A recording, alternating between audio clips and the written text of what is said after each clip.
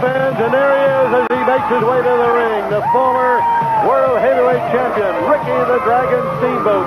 Still a number. The Dragon on Reed, whipped into the ropes, off with a shoulder, and Reed just stands his ground. Boy, that just laid a granite. What a forearm blow. Tremendous chop here by the Dragon. Again, he ducks under it. High to the air, the atomic drop. Beautiful drop. 1, 2, and that's all he got. Boy, I'll tell you. Reed making a sensational showing, but remember, he's the number 5. Gives him the ride to the ropes, and there's the foot. He was within 1 of being counted out by referee Tommy Young as he just blatantly was choking Steamboat. There's the cover. He's got his blow to the top of the head. He was going to ride him across the ring, the reversal by Reed, but he missed it going into the corner. Swung into the net, and the referee said,